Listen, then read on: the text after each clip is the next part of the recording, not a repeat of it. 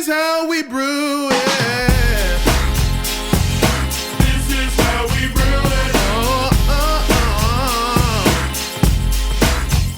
Oh, oh, oh. I don't know how to rap. This is how we brew it. I don't know how to do this. We're making it up as we go, everyone.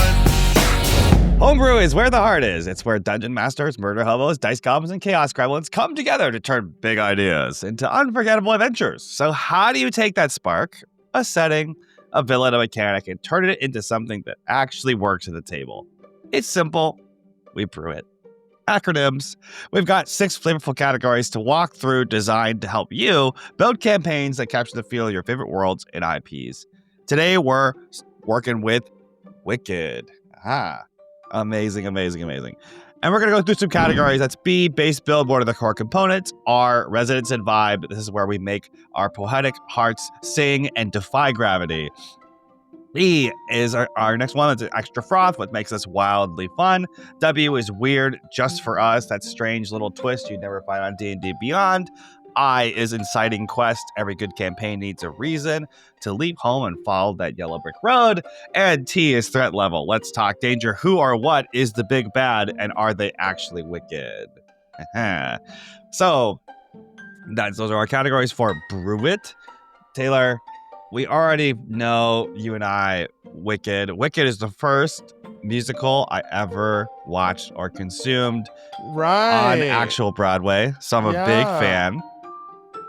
What's your experience with Wicked been like in life? Well, let me just say this. As a musical theater writer, Wicked is literally one of my favorite musicals of all time. It's not the favorite, but one of my favorites. For sure. What's your favorite? Hadestown, but we'll do that one day. Okay, nice. That's exciting. I still contend that I have not had a better experience with Wicked in terms of the way that Wicked ends the opening act. Right. With defying gravity. Like, it's right. Truly, I was like, wow, I've never had that experience again. Now, to be fair, the first time I saw it, I was 12 years old, and I thought it was over. I was like, oh, wow, Dad, that was an amazing experience. And my dad was like, Kyle, there's more. And I was like, what? Right. There's more? How do they follow that up? You're not the only one, trust me. Yeah. Everyone who saw the movie also thought it was over after Defying Gravity. Yeah, and to be fair, like, that's it. The second half is not as good as the first act, in my opinion. Yes. Having a musical theater conversation has to be a different podcast, but yes. I think there are some things about the second act that stand out, and there are some things about the second act that don't. And we'll leave it at this, but there's a reason the songs in the first act are a little bit more memorable than the second act. Yeah. But but they both hold up in their own way, and I'll leave it at that. Well, just for this moment, as long as you're mine, we can go straight into the next the categories here of base build. So, for Wicked, what are the core components, the must-haves for a base build for a D&D campaign around Wicked? Well, witches. But here's the thing. Witch as a class. Like, you have to have it. You have to have it. Now, I'm going to get real into it because, again, this is musical theater. This is my jam. This is my bread and butter. I will say that, like, there are people who have, like, done this kind of thing before. The podcast Worlds Beyond Number, they created a witch class. There are some other people in other, like, what's it called? There are other systems and other that have created like different classes that are like witch adjacent. I mean, Ravenloft, they already like figured out like, oh, we can do zombies, we can do vampires, we can do werewolves, and I'm pretty sure one of them is like witch adjacent as well. Yeah. So it's like, this isn't like super new as far as things go, but it's definitely, however you slice it, it's essential that like, I think witch should be a class. Like, I think this is something that's playable because the witches are the important part of, or the idea of like the witch of the wicked witch of the west, and you know the Glinda, the good witch of the south or the north, whatever. They're like Ariana Grande. She's good. Yep. Ariana Grande, like you literally Ariana Grande and Cynthia Erivo. But them being like the dynamic of like what does it mean to like be called a witch, and like what is that relationship, and that's a little bit into storytelling and vibe. But as far as the base build, if that's the story you're gonna go with, which I think we have to because it's Wicked, or that would be fun, and allowing everyone to be witches, I think that's you just gotta have to make that a class. Yeah. Okay. Yeah. So I would say then, yeah, all you have to do then is Google a witch class and kind of look it up and find the ones that you're looking for overall as a base for your base build. And like the witch classes or similar witch classes were also present in like 3.5 edition. They were present in Pathfinder. Yeah. So check some of those out and see. Yeah. Is there anything essential you would have like that makes the witch class specifically good for Wicked? It has to be something that you like grow with and that like you find your power with. Or I guess maybe the best way to say it is that like something that should be essential is that each witch has their own way of like using power. Like Glinda can't do anything unless she has a wand and a bubble. Like, you know what I mean? Like that's her whole vibe. Versus like homegirl, Elphaba, straight up has powers. Like, you know what I mean? Like she can like do stuff. And then Mrs. Madame Morrible, the teacher, can like control the weather. Like it's like everybody has their specific thing. If you're gonna create a witch class, you gotta make sure the route that they take is not the same. Or if that means just like really honing in on subclasses, sure. Yeah. But yeah, or if that means when you're creating your witch like class, you're just like reinventing warlock or wizard or sorcerer. You know what I mean? If that's the case too, that's fine. Yeah. But I think they all have to be very, very different. Or else it doesn't mean anything, in my opinion. Sure. Yeah. I mean, I would say there's like two different angles to that. Like, cause I like what you're saying. I think either, like you actually just reskin Warlock as Witch, right? Yeah. And all of the patrons are basically just showing how unique each witch is. Right. Or you could do it as, hey, you can only cast this certain school of magic, and that's it. Right? And give people access to that, and that's the only way that magic works for sure. So, Glenda is more transmutation. No, I mean Glinda is just a wizard. Like if you really I don't know if it would be transmutation. I guess transmutation because she makes bubbles. Evocation? Or conjuration, maybe. Conjuration? Yeah, because she makes bubbles. And then Elphaba is transmutation. I mean, calling Elphaba a wizard is hard though, because she has magic. Like Elphaba's like a sorcerer. Yeah. I guess a druid because of the monkeys. Yeah, that's why I was like, but regardless, you can kind of just assign one based on a class, things like that. Regardless, the other thing I think the other two essential components are, I think magic items are pretty important in Wicked, right? Yeah. Because the book that she gets and does the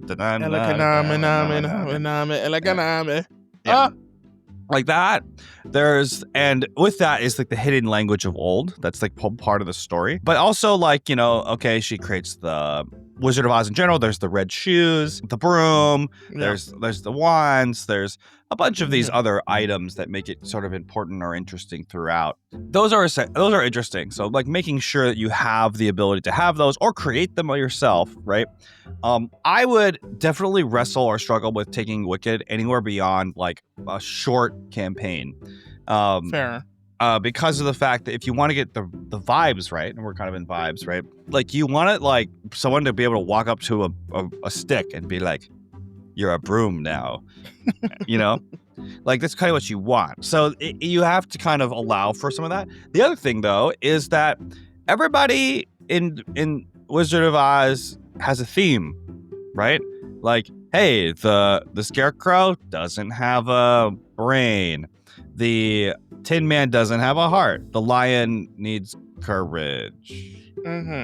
Like, heart, courage, whatever. Dorothy just wants to go home. Stuff like that. So I would also potentially try and have your characters have some sort of like big emotional, almost spiritual quest of they're literally trying to find a brain, or they're their brain, or like find a mind. They're trying to find a heart. They're trying to find these things because those are essential themes. Like for all the other characters in Wicked too, right? Like Fiero's song "Dancing Through Life" is all about, hey, I basically don't have a brain.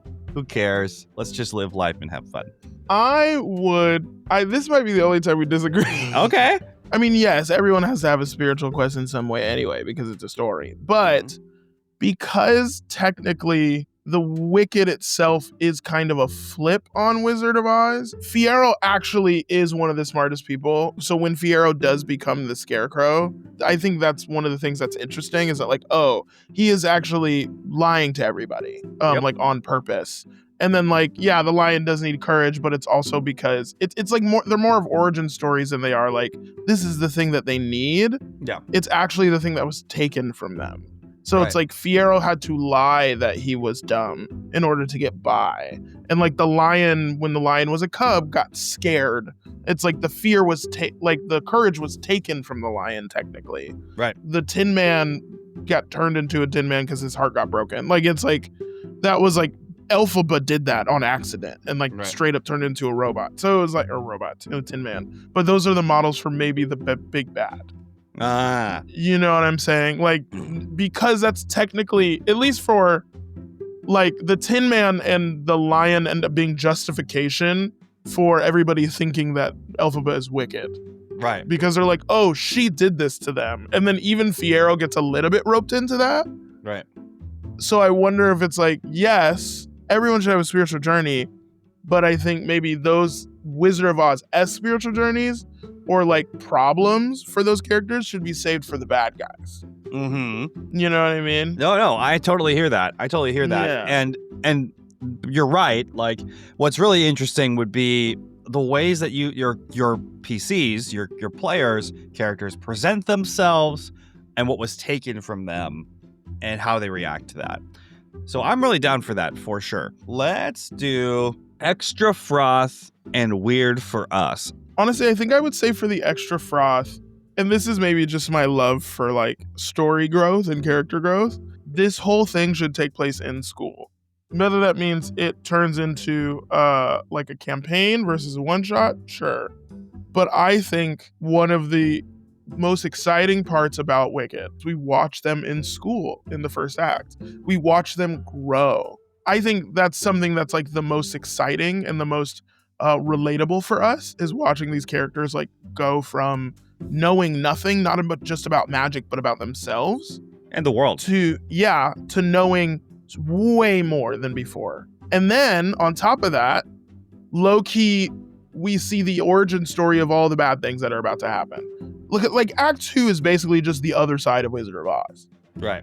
But Act 1 is the origin story of everyone.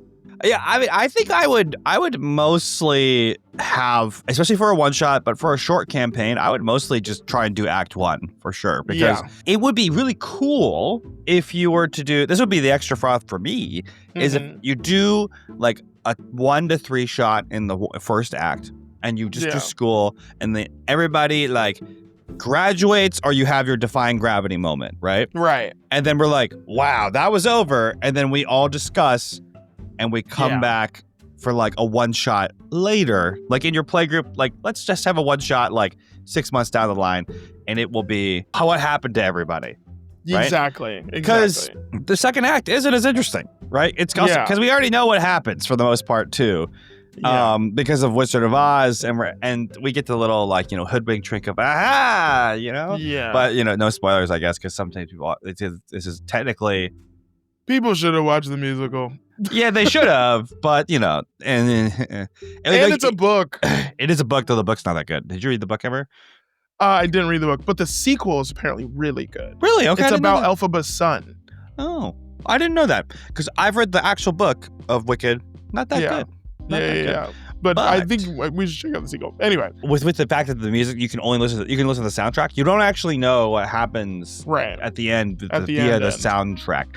So you're right. So we'll hold that. We'll hold it back. What I would say weird for us, or for me, I think you gotta sing. You gotta sing. You gotta find moments to sing. I think you gotta turn it into a little bit of karaoke. I love it too much for it not to happen. That's just me though. Let's see. So I think, are you saying we should sing the actual songs from the musical, or like? I think you could go either way. Yeah. I think you could either turn it into karaoke, which I am very much into for D&D campaigns and one shots. I am like super into a DM being like, oh yeah, and then all of a sudden you're standing on the top of a tower thinking about your life so far. Unlimited. Like, it's, you know what I mean?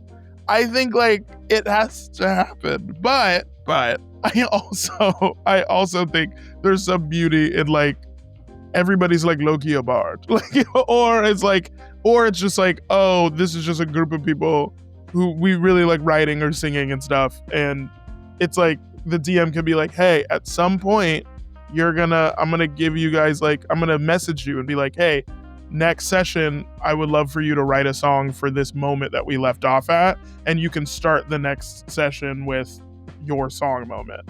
And it'll be like, oh, that's really cool. Or like you could pick a song that like, it could be like a pop song or something or whatever. And you get to sing it, but it has to be like related to your character's moment. Yeah. Like, stuff like that would be cool too. But I think in general, weird for me is like, you gotta sing.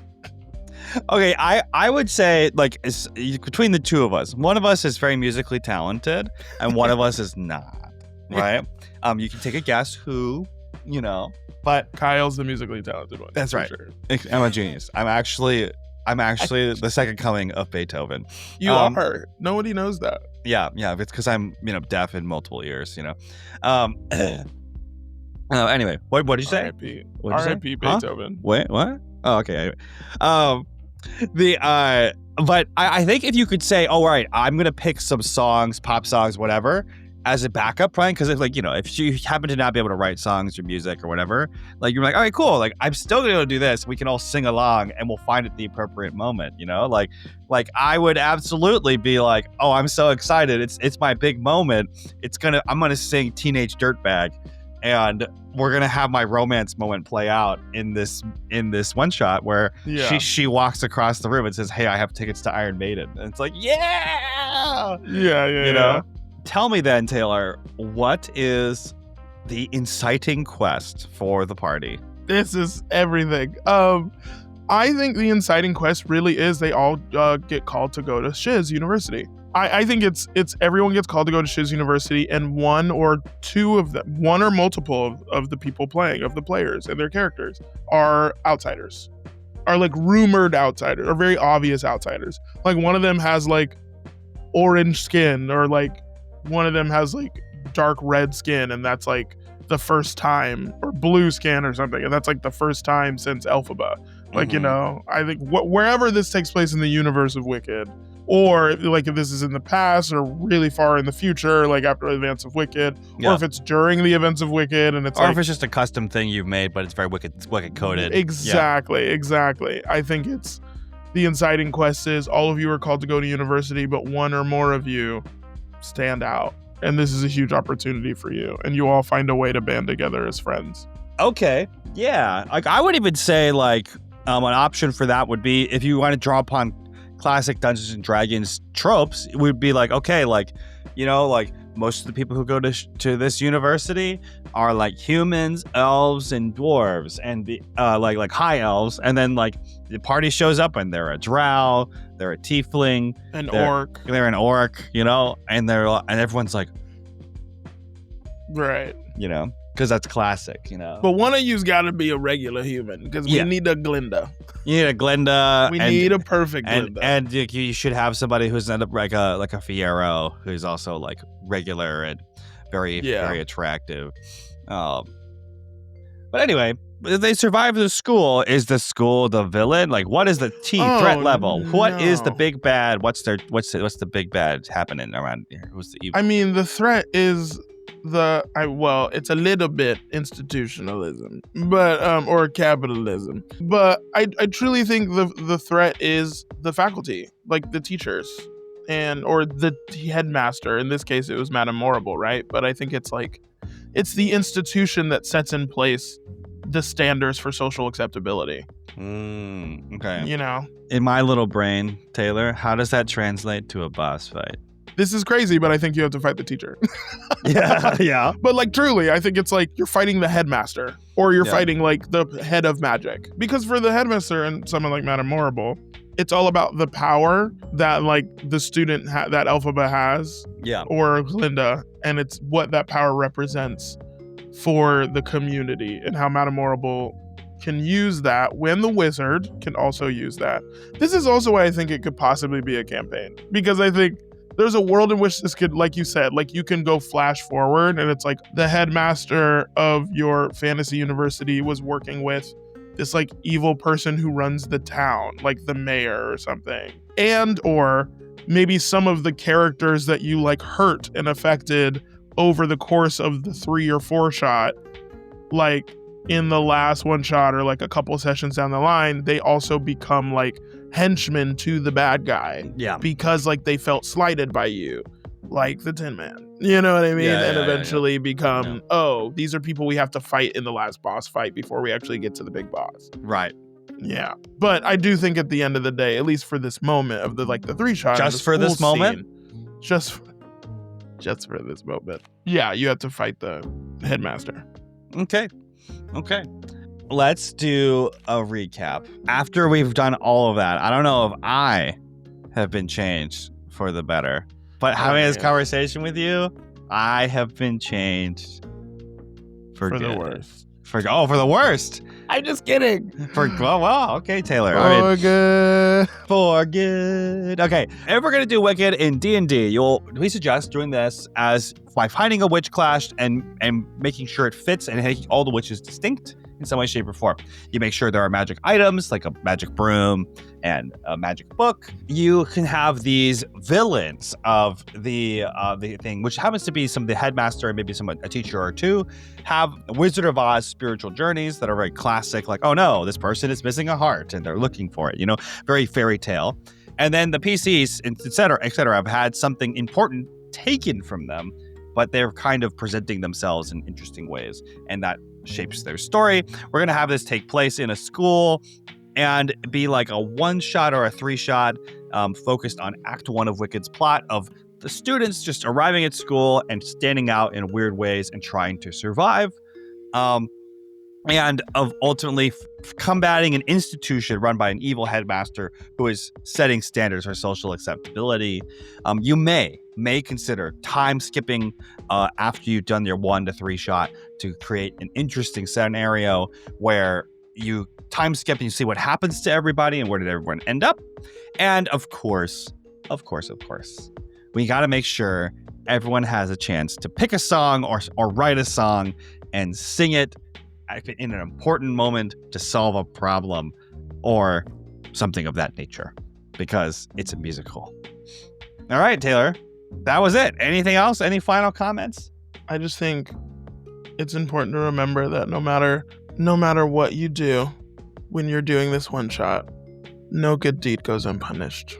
Ooh. That's it. That was my pun. That was my pun for that. Was one. your pun? It was really bad and obvious, but that was my pun. That's okay.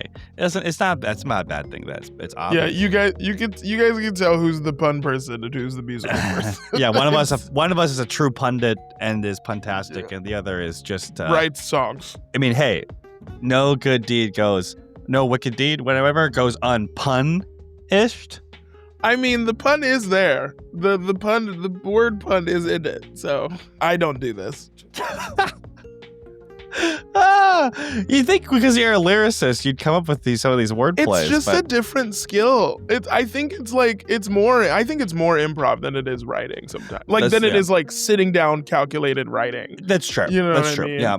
It's the fast-paced creative writing that's like churns out of the engine. You know what I mean? Yeah. That's probably fair. Not all of us can dance through life mindless and careless like you, Taylor. Some of us just have to engage with these things in a quick-witted way. Right. And my favorite thing is that you called me mindless. Mindless and careless. Make sure you wear less trouble in life. That's you. We are going to move on. All right, thanks everybody. Not in a bad way, but that was very funny. Thanks everybody. Follow and like and subscribe for more content like this. This is Jurassic Park, How to Train Your Dragon, The Princess Bride, Inception, Matrix, Mad Max, Fury Road, John Wick, Ghostbusters, Pokemon, Hunger Games, 28 Days Later. Hey friends, also just want to shout out our patrons on Patreon, Matthew Matheny, who upgraded to the Covenant Cleric tier. Thanks so much, Matthew. And also our other Follow the Compass tier patrons, Fizz and Fedorable Will. Thanks, everybody. And if you join our Patreon, we would appreciate the support. Thanks for watching. Like and subscribe for more content like this.